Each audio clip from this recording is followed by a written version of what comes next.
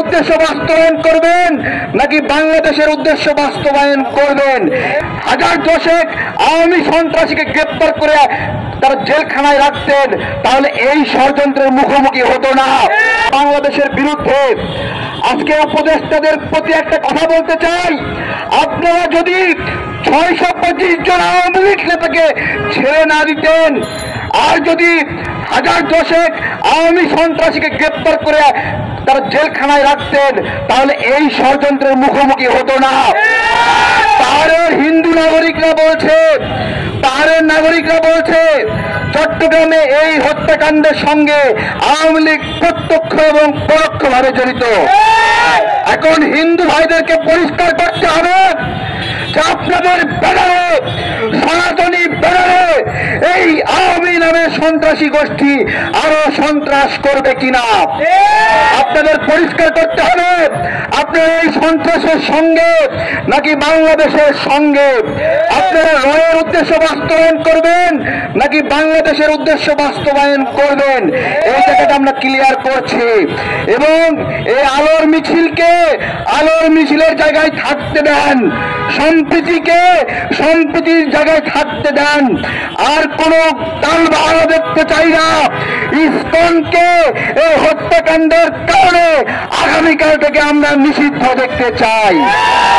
ইসকনকে আর নতুন করে প্রমাণ করার প্রয়োজন আছে?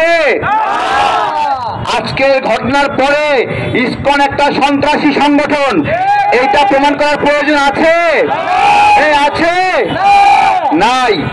দেখেন, সাইফুল সাহেব দৌড়াচ্ছিল, তাকে পিছন থেকে টেনে ধরে ফালায় দিল, ঘাড়ের দিক থেকে জবাই করলো। আপনারা দেখেন, একটা মানুষকে একা একা পেয়ে এভাবে হত্যা করলো, এটা কি কোনো মানবিকতার পরিচয়?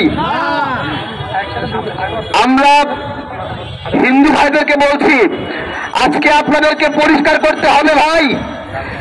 ও ভাই, হিন্দু ভাইরা যদি আমাদের ভাই হন, আজকে আপনাদের অবস্থান পরিষ্কার করতে হবে যে আপনারা এই সন্ত্রাসের পক্ষে কিনা।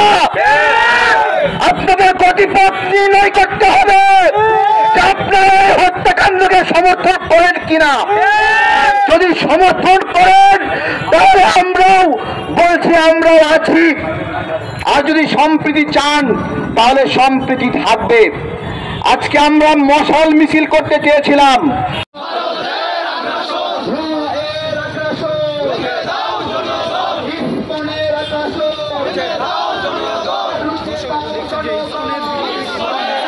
হবে না, ইসকনের রাস্তা না, বাংলাদেশে হবে না,